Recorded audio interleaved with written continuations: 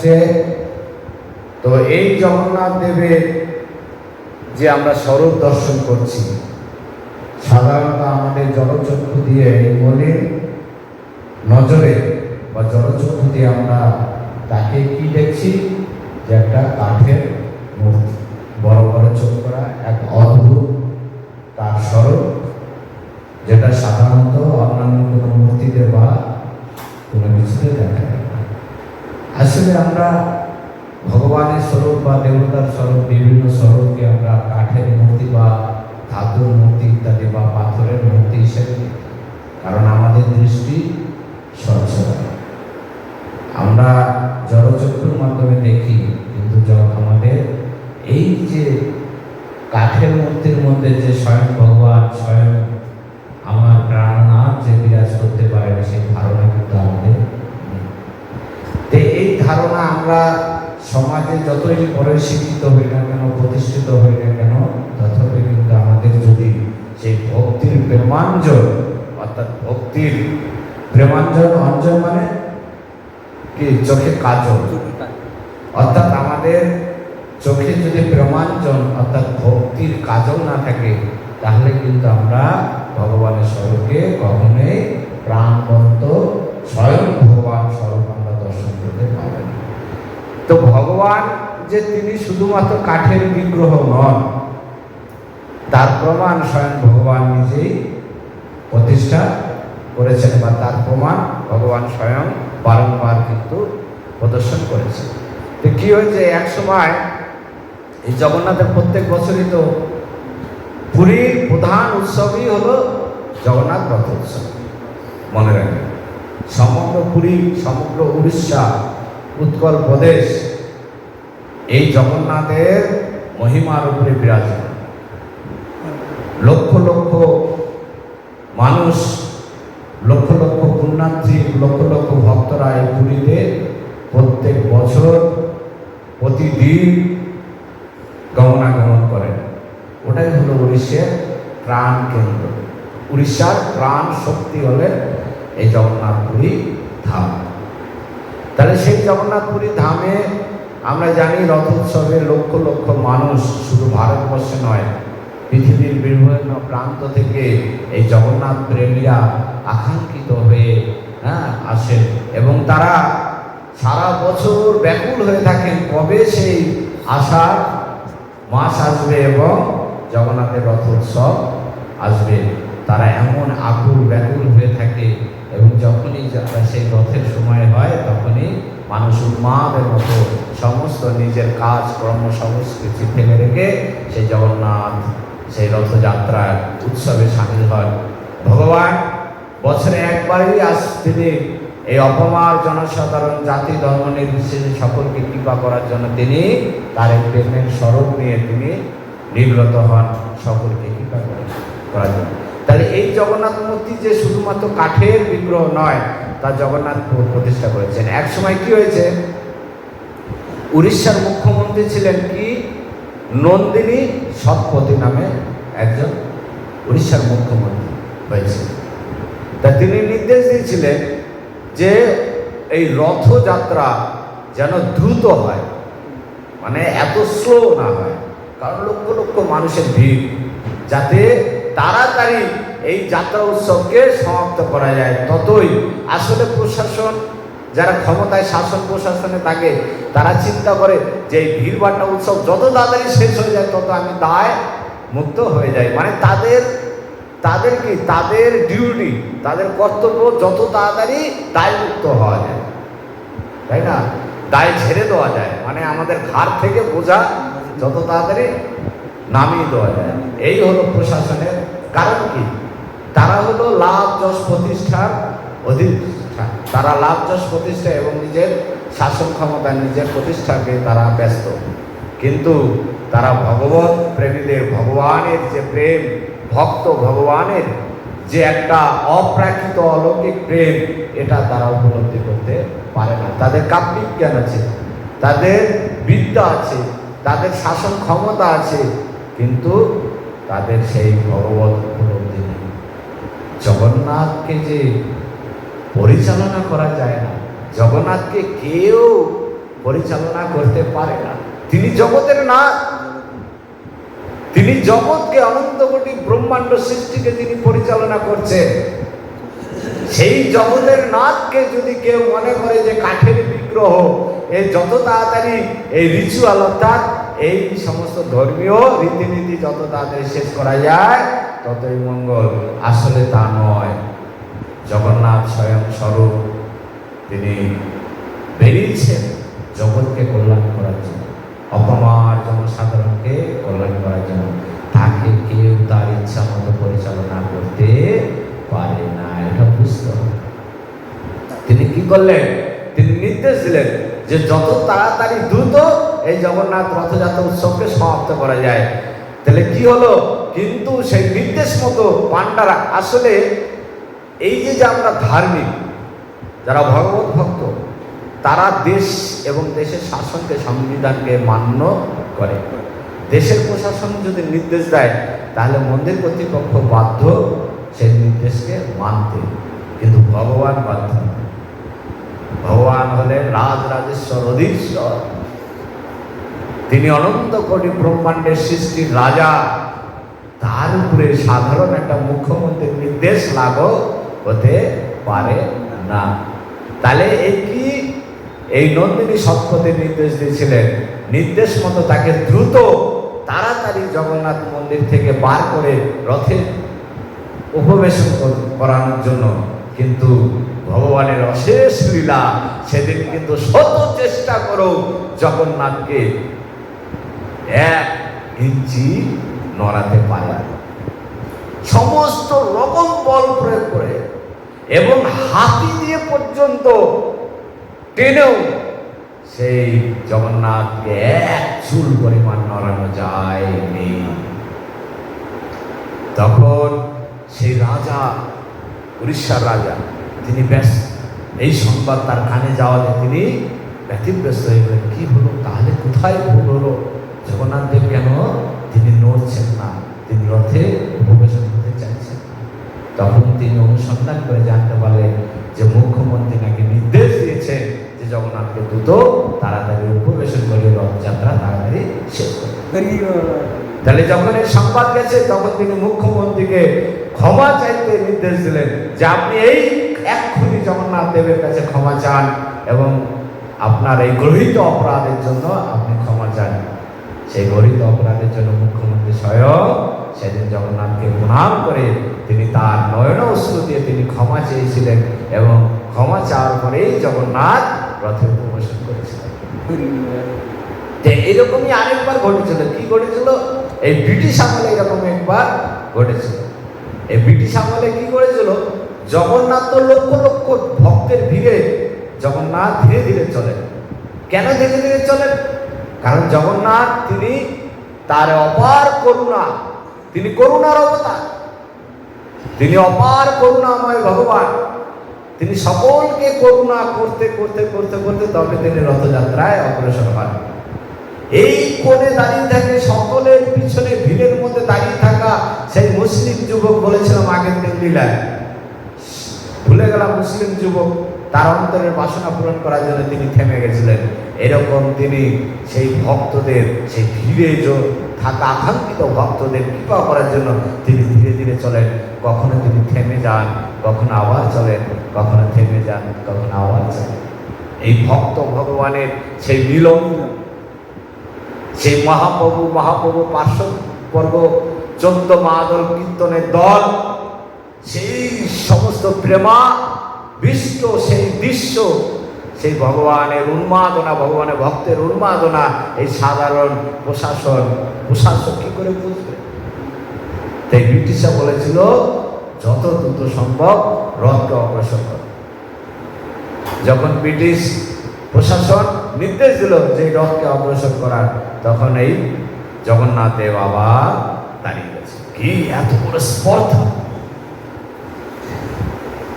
আমাকে তাড়াতাড়ি দ্রুত রথ অগ্রসর হওয়ার কথা বলছে। জগন্নাথ দেব আবার দাঁড়িয়ে গেলেন। জগন্নাথ দাঁড়িয়ে গেলেন, বলছে ক্রেন দিও, হাতির বল প্রয়োগ করেও, সমস্ত রকম বল প্রয়োগ করেও রথকে এক ফোঁটা নাড়াতে পারেনি।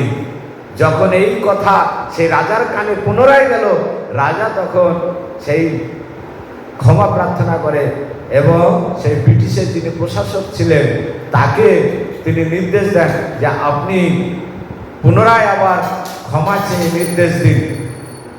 যখন পুনরায় ক্ষমা চেয়ে নির্দেশ, জয় জয় জগন্নাথ দেব বলদেব সুভদ্রা মহারানী নির্দেশ দেয়, তারপরে সেই রথ আবার অগ্রসর হয়। তাহলে এই নির্দেশটা কার মাধ্যমে গেছিল? রথের উপরে উপবিষ্ট ছিল ভগবানের প্রিয়তম ভক্ত, খুব প্রিয়, জগন্নাথের খুব প্রিয় এক ভক্ত ছিল, সে হলো রঘুদাস। রঘুনাথ নয়, রঘুদাস, যার পরবর্তী নাম হয়েছিল মাধব দাস। এই রঘুনাথ দাস ভগবানের কানে কানে কি যেন বলল, অমনি রথ চলতে শুরু করলো। আসলে রঘুনাথ ভগবানের এত প্রিয় ভক্ত, তার কোনো পরামর্শ বা কথা বা আবেদন ভগবান ফেলতে পারে না। এই রঘুদাস কে ছিলেন? এই রঘুদাস ছিলেন একজন হতদরিদ্র, প্রচন্ড হতদরিদ্র এক ব্রাহ্মণ। তার নিজের গৃহ ছিল না, একটা চালা ছিল না। তিনি কি করতেন? সে মন্দিরে সেই সিংহদুয়ারের বাইরে সেই চাতালের নিচে তিনি পড়ে থাকতেন। তো তার কি হয়েছে, একবার তার এত দারিদ্রতা, এত গরিব যে সুতো কিনে যে মালা গাঁথবে সেই সুতো কেনার মতো অর্থ সামর্থ্য তার ছিল না। সে কি করছিল? কলার সেই খোলা, আমরা বাঙাল ভাষায় বলে ফাত্রা, অর্থাৎ কলার খোলার মধ্যে যে সুতো আকারে আঁশ থাকে, সেই কলার সুতো দিয়ে তিনি এই জগন্নাথের জন্য খুব সুন্দর করে একটি মালা গেঁথেছিলেন। সেই মালা তিনি জগন্নাথের সেবকদের দিয়েছিলেন জগন্নাথকে পরানোর জন্য, কিন্তু এরকম মালা পরানোর কোনো রীতি ছিল না। তাকে সেই রঘুদাসকে সে তিরস্কার করে সেই মালা ফিরিয়ে দেয়। না না, এসব কি দিয়ে তুমি সব মালা গেঁথেছো, এই মালা পরানো যাবে না। এবং জগন্নাথ সেই রঘুদাস তিনি হতমগ্ন হয়ে, তিনি হৃদয়ে সেই বেদনা নিয়ে তিনি অশ্রুসিক্ত হয়ে জগন্নাথকে আবেদন করলেন, হে জগন্নাথ, আমি গরিব, আমার সামর্থ্য নেই সুতো কিনে তোমাকে সুন্দর করে একটা মালা গেঁথা, আমি হয়তো দরিদ্র, আমি এই কলার সেই সুতো দিয়ে আমি মালাটা গেঁথেছি, তুমি গ্রহণ করলো। তারপরের দিন যতবার জগন্নাথকে এই মালা পরাতে যায় পূজারীরা, সুন্দর সুন্দর যতবার পরাতে যায় ততবারই মালা খসে পড়ে যায়। যতবার পরায় ততবার মালা খসে পড়ে যায়। জগন্নাথ সেই মালা গ্রহণ করছেন না। পূজারীদের সেবক কি হলো, কি হলো? এই সংবাদ যায় রাজার কাছে। রাজা তারপরে তিনি অনুসন্ধান করেন এবং তিনি জানতে পারেন যে রঘুদাসের যে প্রেম দিয়ে বাঁধা সে গলার খোসার মালা, তিনি ভগবানকে প্রেম ভরে বাঁধা গলায় পরাতে চেয়েছিলেন। এই পান্ডারা পূজারীরা সেই মালা জগন্নাথকে পরাতে দেন। তাই রাজাকে নির্দেশ দেয় স্বয়ং ভগবান জগন্নাথ, যাও যাও, তুমি নির্দেশ দাও, যতক্ষণ রঘুদাসের কাঁথা মালা আমার গলায় না পরাবে ততক্ষণ আমি কোনো মালা গ্রহণ করব না। এই হলো জগন্নাথের মহিমা।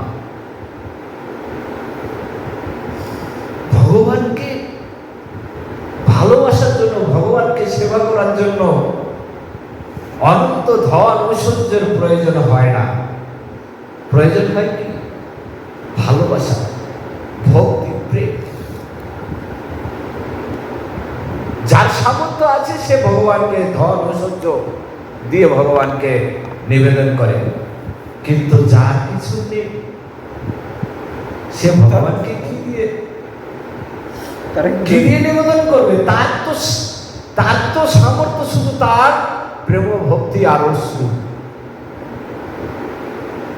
তাই সামর্থ্য যদি না থাকে, কিন্তু যে সামর্থ্যের মূল্য কেউ দিতে পারে না, সেটা হলো প্রেম অশ্রু, ভক্তি অশ্রু। সেই প্রেম আর সেই ভক্তির অশ্রু দিয়ে যদি আপনি একটি তুলসী পত্র ভগবানের চরণে অর্পণ করেন, ভগবান তাতেই আপ্লুত হয়ে যায়। ভগবান এই লীলা কৃষ্ণ লীলায় তিনি করেছেন। তিনি কৃষ্ণ লীলায় করেছেন। এই সত্যভামা, এরকম একটা লীলা আছে যে ভগবানকে এক পাশে রেখেছিলেন, আর এক পাশে সমস্ত ভগবানের সমতুল্য ধন ঐশ্বর্য সোনা দানা রেখেছিলেন, তবুও ভগবানকে তুলতে পারছে না।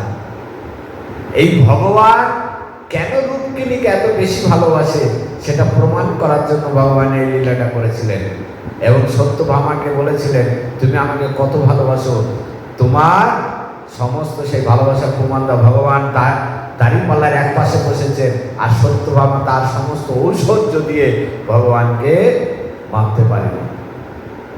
কিন্তু যখন ব্যর্থ হয় সত্যভামা, তখন রূপকিনী এসে কি করে, তার ভালোবাসার নয়ন অশ্রু দিয়ে একটি তুলসী পাতা তিনি দাঁড়িপাল্লার আড়ির দিকে দেন, ভগবান উঠে যান। তাহলে ভক্তের থেকেও ভারী কি, ভগবানের থেকেও ভারী হলো ভক্তের প্রেম অশ্রু। তাই রঘুদাসের গাথা মালা যতক্ষণ তার গলে না দিয়েছে ভগবান জগন্নাথের, ততক্ষণ কোনো মালা গ্রহণ করে।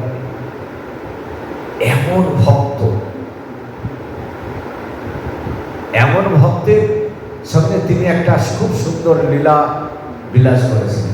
সেই লীলা বিলাসটা কি, ভগবানের ইচ্ছে হয়েছে ভক্তকে কি পাবে, কারণ ভগবান সবসময় চান যে এমন কিছু আমি লীলা রচনা করব যে লীলাতে ভগবানের মহানতা শ্রেষ্ঠত্ব প্রচার হবে, প্রমাণ হবে জগৎবাসীর কাছে। আমার ভক্তকে প্রতিষ্ঠা করার জন্য, ভক্তকে বড় করার জন্য ভগবান অনেক লীলা করেন। ভগবান কাঁঠাল যুগের লীলা করেন, কারণ রঘুদাসের সঙ্গে এই মাধব দাসের সঙ্গে ভগবানের সম্পর্ক কেমন ছিল, সাক্ষ্য অর্থাৎ বন্ধুত্বের সম্পর্ক ছিল। সাক্ষ্য রসে তিনি ভগবানকে ভজন করতেন। এই রঘুদাসের সঙ্গে তিনি রঘুদাসকে এসে বলে, চলো রঘু, আমার খুব কাঁঠাল খেতে ইচ্ছা করছে, কাঁঠাল খাবো, চলো কাঁঠাল চুরি করবো। আরে ভগবান, তুমি কাঁঠাল চুরি করবে? হ্যাঁ, তুমি হলেন অনন্ত, তিনি হলেন জগতের না, তুমি চাইলে রাজা লক্ষ লক্ষ কাঁঠাল তোমাকে এনে দেবে, আর তুমি, আরে তুমি বুঝবে না রঘু, যতই থাক চুরি করে খাওয়ার মধ্যে মজাই আলাদা। আমরা ছোটবেলায় কি করেছি, ছোটবেলায় ফিস্টি করতাম, পিকনিক করতাম, গ্রামে, বাড়িতে চাল ডাল তেল সবই তো আছে, কিন্তু ওই আমরা কি করতাম, চুরি করতাম। কার জমিতে ছোট ছোট আলু হয়েছে, এখনো ভালো করে আলু বড় হয়নি, ওই ছোট ছোট আলুগুলো খুঁড়ে তুলে নিয়ে আসতাম। কার জমিতে মূলো হয়েছে, কার জমিতে টমেটো হয়েছে, মটরশুঁটি হয়েছে, এগুলো চুরি করতাম। কারণ চুরি করে না করলে, বাড়িতে চাল আছে, মায়ের কাছে চাইবো না, চুরি করে নিয়ে আসবো। এই একটা মজাই আলাদা পিকনিক। তাহলে জগন্নাথের ইচ্ছে হয়েছে, চলো ঠিক আছে, তোমার যখন এত ইচ্ছে, চলো কাঁঠাল চুরি করবো। তো ওই রাজার বাগানে গেছে কাঁঠাল চুরি করতে, বলছে রঘু, আমি তো গাছে উঠতে আমার ভয় লাগছে, তুমি ওঠো গাছে। গাছে তুলে দিয়েছে, আর তুলে বলছে, সব থেকে যে বড় কাঁঠাল, ওই কাঁঠালটি তুমি পারবে, আমি নিচে থাকি। হ্যাঁ, আর কেউ আমি নিচে থাকি, আমি পাহাড়ে দেয়, কেউ এলে আমি সাবধান করে দেবো, তুমি ওঠো। উঠেছে, আর সব থেকে বড় কাঁঠালটা যে পেরেছে আর ছেড়েছে, আর বলছে তুমি পারবে, তুমি ছাড়বে, আমি ধরো। ও দুষ্টু কি করেছে, যেই উড়ে কাঁঠালটা পেরেছে, জগন্নাথ গাছতলা থেকে পালিয়েছে, আর ধপাস করে পড়েছে বড় কাঁঠাল, পড়ার যে ধপাস করে পড়েছে, আর ওই যে প্রহরী আছে না, প্রহরী আওয়াজ গেছে কানে, কে কে, রাত্রিবেলা এই দাঁড়াতো দাঁড়াতো, কে কে চোর চোর করতে করতে গেছে, গিয়ে দেখে ওই গাছের উপরে বেটা রঘুনাথ। এবার রাজাকে খবর দিয়েছে। রঘুনাথ তো ইতিমধ্যে ভগবানের অতি প্রিয় বড় ভক্ত, একজন ভক্ত, এটা সবাই জেনে গেছে, তাই তাকে কেউ অসম্মান করলো না। রাজা এসে বললো, রঘু তুমি কাঁঠাল খাবে বললি তো পারতে, আমি তোমাকে কত কাঁঠাল দিতে পারতাম, তুমি চুরি করলে কেন? রঘুনাথ বলছে, আরে আমি চুরি করতে চাইনি, এই জগন্নাথ বেটা আমাকে গাছে তুলে দিয়ে এখন নিচে কেটে পড়েছে আমাকে ফাঁসি দিয়ে। এই জগন্নাথ আমাকে চুরি করতে, সে বলছে কাঁঠাল চুরি করে খাবো। সবাই কিন্তু অবিশ্বাস করলো না, হাসলো, হাস্যকৌতুক লাগলো, জগন্নাথ নাকি কাঁঠাল চুরি করবে। হ্যাঁ, তারপরে কি হলো, তারপরের দিন সেই জগন্নাথের যে উত্তরীয় আছে, উত্তরীয়টা খুঁজে পায় না। কি হলো কি হলো, উত্তরীয়টা কোথায় গেল?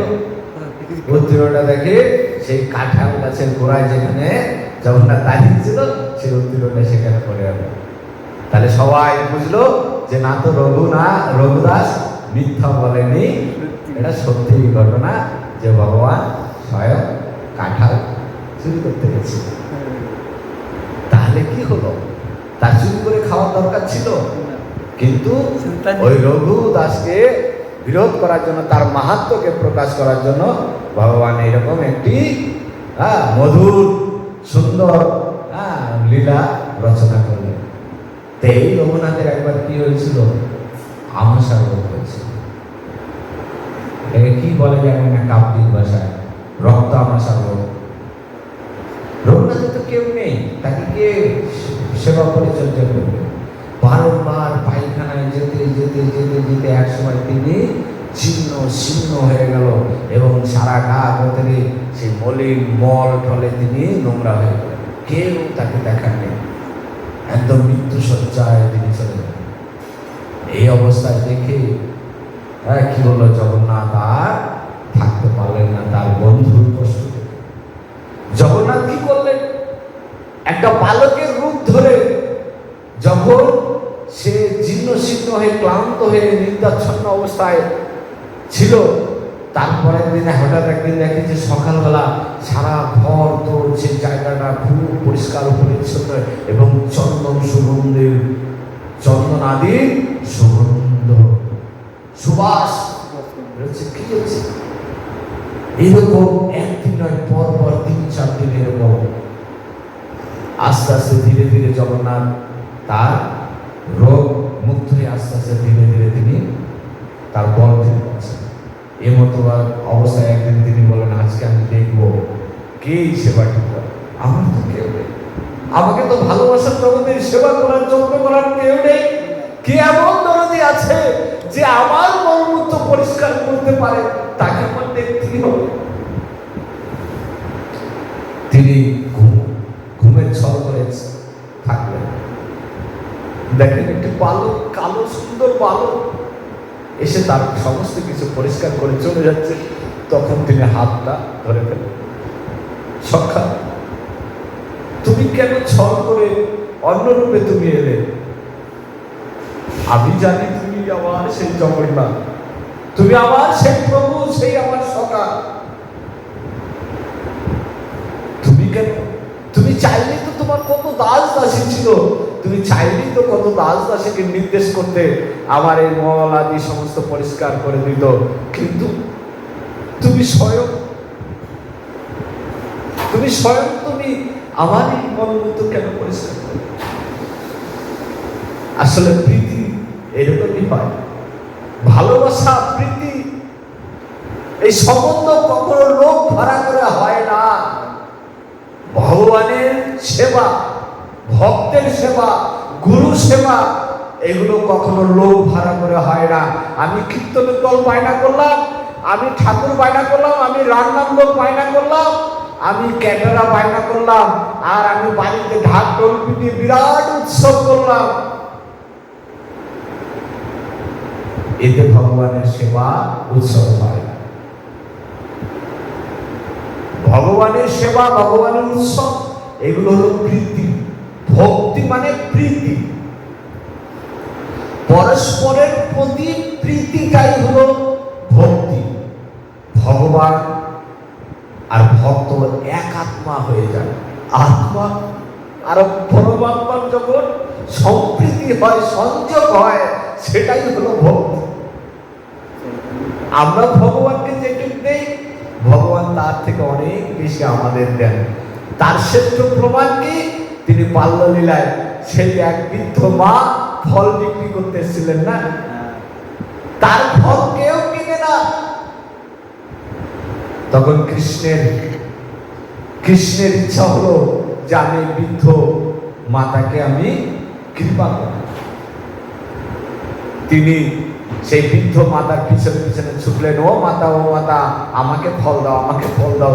ভগবানের সেই ভুবন মোহিত স্বরূপ দেখে সে বৃদ্ধ মাতা আপ্লুত হয়ে যায়। তখন বলে, বাবা, এই ফল নিতে গেলে যে তোমাকে বিনিময়ে কিছু দিতে হবে। বলে, কি দিতে হবে?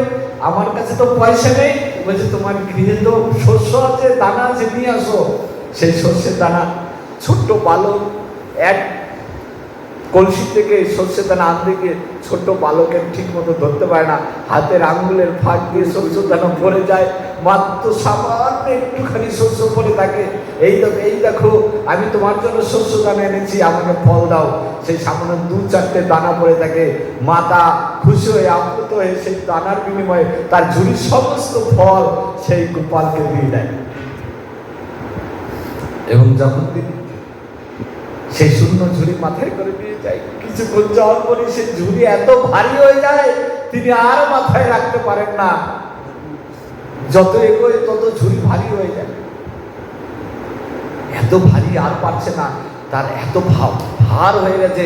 তিনি নামিয়ে দেখেন ঝুড়ি ভর্তি মণিমুক্তা, ঝুড়ি ভর্তি হয়ে গেছে মণিমুক্তায়। এটাই হলো ভগবানের কৃপা। আমরা যদি ভগবানের জন্য 1 পাই হই, ভগবান 10 পাই হন। কারণ শুধুমাত্র নিজের চেষ্টায় কখনো ভগবত প্রাপ্তি হয় না। ভগবান যতক্ষণ কৃপা না করেন, ততক্ষণ ভগবত ভক্তিও লাভ হয় না, ভগবান প্রাপ্তিও লাভ হয় না। বুঝেছেন প্রভু? শুধুমাত্র নিজের চেষ্টায় হয় না, ভগবানের কৃপা লাগে। এই যে আপনি ভক্ত হয়েছেন, আপনার কপালে তিলক উঠেছে, আপনার গলায় মালা উঠেছে, আপনি হরে কৃষ্ণ নাম করছেন, আপনি ভগবানের প্রসাদ খাচ্ছেন, হরে কৃষ্ণ নামে আপনি আনন্দ লাভ করেছেন। মনে রাখবেন, এটা শুধু আপনার সুকৃতির বলে বা আপনার কৃপার বলে হয়নি। যতক্ষণ ভগবানের বিশেষ কৃপা না হয়, ততক্ষণ কেউ ভক্তই হতে পারে না। তাই ভগবান সেই ভক্তের প্রেমকে শ্রেষ্ঠ করার জন্য স্বয়ং ভগবান তিনি নিজে স্বহস্তে তার নিজ জনকে তিনি সেবা করলেন, মর্মত্ব পরিষ্কার করলেন। তাহলে কি হলো? কিছুদিন এইভাবে আস্তে আস্তে ধীরে ধীরে রঘুদাস মানুষের কাছে শ্রেষ্ঠ হতে, এত বড় মহান ভক্ত। তিনি এটা পছন্দ করছিলেন না যে এত মানুষ, যে শুদ্ধ ভক্ত সে নাম যশ প্রতিষ্ঠা পছন্দ করেন না।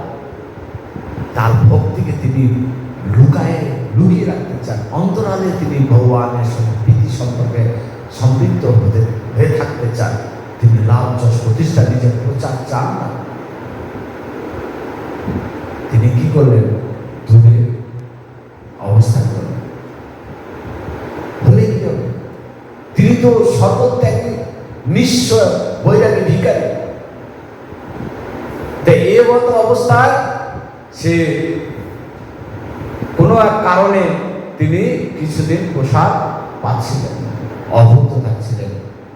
কিছুদিন অভুক্ত থাকার পর ভগবান জগন্নাথ দেব তার ভক্তের কথা চিন্তা হলো, সে তো অভুক্ত হয়ে আছে, সে তো অসুস্থ হয়ে যাবে। ভগবান স্বয়ং সেই ব্রাহ্মণ রূপ ধারণ করে তার ভোগের একটা থালা তিনি নিজে চুরি করে লুকিয়ে রাখেন। সেই চুরি করে তিনি স্বয়ং সেই রঘুদাস, সেই মাধব, তখন তার নাম হয়ে গেছে মাধব দাস, হ্যাঁ, তিনি স্বয়ং সেই মাধব দাসকে খাইয়ে আসেন। এবার কি হলো? সেই ভোগের থালা, জয় জয় জগন্নাথ দেব বলদেব সুভদ্রা মহারানীকে, সেই ভোগের থালা খুঁজে পায় না। কোথায় গেল? খুঁজতে খুঁজতে সেই মাধবের সেই রঘু দাসের গৃহে সন্ধান পায়। তখন সবাই চিন্তা করলো যে স্বয়ং ভগবান, স্বয়ং জগন্নাথ তার প্রিয় ভক্তকে প্রসাদ খাওয়ানোর জন্য এই থালা, ভোগের থালা চুরি করেছে। এইভাবে ভগবান শুধু রঘুদাস নয়, অনেক ভক্তকে কৃপা করেছে, অনেক ভক্তকে। হ্যাঁ, এইরকম এক কর্মবাই বলে এক বৃদ্ধ মাতা ছিল। তিনি গুজরাটের অধিবাসী ছিলেন। তিনি গুজরাট থেকে পুরীতে এসে এই জগন্নাথ প্রেমে আপ্লুত হয়ে তিনি পুরীতে বসবাস করেন। তিনি নিঃসন্তান ছিলেন, তাই জগন্নাথকে সন্তান জ্ঞানে তিনি ভজন করতেন এবং সন্তান জ্ঞানে কি করতেন, তিনি বাড়িতে খিচুড়ি রান্না করে জগন্নাথকে আহ্বান করে জগন্নাথকে প্রসাদ পাওয়ান। এই খিচুড়ি প্রসাদ পাওয়ার লালসায় স্বয়ং জগন্নাথ একটা কালো বালকের রূপ ধরে তিনি ওই কর্মাবাইয়ের গৃহে গিয়ে খিচুড়ি খেতেন। এই কর্মাবাই কি করতেন, খুব ভোরে এই খিচুড়ি পাক করে তিনি ওই জগন্নাথকে ভোগ নিবেদন করতেন। তা হঠাৎ একদিন কি হয়েছে, তো ওই ভগবান স্বয়ং জগন্নাথের একটি বালক রূপ, কালো বালক রূপ ধারণ করে, মাতা মাতা আমাকে খেতে দাও। তো ওই সে যে স্বয়ং জগন্নাথ সেটা ওই কর্মাবাই বুঝতে পারেননি, কিন্তু এই বালকের সেই রূপে তিনি মুগ্ধ হয়ে গেছিলেন। সেই মুগ্ধ অবস্থায় তিনি সেই বালককে বসিয়ে সহস্তে তিনি খিচুড়ি খাওয়াতেন। একদিন কি হয়েছে, এক ব্রাহ্মণ তিনি কি করতে, ওই কর্মাবাই ভোরবেলা উঠেই তিনি রন্ধন করতেন। তিনি কোনো বাসি কাজ আদি ক্রিয়াকর্ম করতেন না। তো এক ব্রাহ্মণ বলে যে মা, এভাবে তো হয় না, তুমি পরিষ্কার পরিচ্ছন্ন স্নান করে পবিত্র কাপড় পরে তারপর তুমি ভোগ রান্না করে তুমি জগন্নাথকে দিও, না হলে এটা অনাচার হয়। এই কথা শুনে সে কর্মবাই চিন্তা করে, সত্যি তো আমাকে আরো পরিষ্কার পরিচ্ছন্ন হয়ে আমাকে ভগবান জগন্নাথের জন্য রন্ধন করা হচ্ছে। আমি পুত্র জ্ঞানে যতই ভক্তি করি, স্নেহ করি, কিন্তু তিনি তো ভগবান, লোকাচার প্রয়োজন। তাই তিনি সেই ব্রাহ্মণের কথা অনুযায়ী তিনি ওই স্নান আদি পবিত্র বস্ত্র আদি ধারণ করতে গিয়ে সেদিন দেরি হয়ে যায়। আর এইদিকে জগন্নাথ খিদে পেয়ে গেছে, ছটপট শুরু করেছে। জগন্নাথ আর তর্স হয়েছে না, এত দেরি হচ্ছে কেন। জগন্নাথ স্বয়ং কি করেছেন, ওই বালক রূপ ধরে চলে গেছেন, কর্মাবাই গেছে। তো এইদিকে খেতে খেতে দেরি হয়ে গেছে। আর এইদিকে ভোরবেলা ওই মন্দিরে সে পান্ডা বা সেবকরা ভগবানের ভোগ, আরে কি দেখে যে জগন্নাথের মুখে খিচুড়ি লেগে আছে। এইদিকে যখনই পান্ডারা দ্বার বলেছে, আর ওইদিকে খেতে খেতে জগন্নাথ কি করেছে, দৌড়ে এসে মন্দিরে ঢুকে গেছে। ওই বালক এসে জগন্নাথের মূর্তির মধ্যে বিলীন হয়ে গেছে। আর যখন ভোগ লাগাতে গেছে, আরে দেখে এই কর্মাবাই, এই যে ভগবান মুখে খিচুড়ি লেগে আছে। তখন সেই সেবকরা ধ্যানস্থ হয়ে দেখলে যে কর্মাবাইয়ের গৃহে খিচুড়ি ভোগ খেতে যায় জগন্নাথ। সেই থেকে জগন্নাথকে যে প্রাথমিক প্রথম ভোগটা দেওয়া হয় খিচুড়ি। এইভাবে অনেক ভক্তকে তিনি কৃপা করেছে। তো যাই হোক, আজকে সময় কম, পরবর্তী সময়ে আরো অনেক লীলা আছে। এরকম লীলা যদি সুযোগ পাই বলবো, ঠিক আছে? আজকে এই পর্যন্ত থাক। জয় জয় জগন্নাথ বলদেব সুভদ্রা মহারানী কি জয়। বাঞ্ছা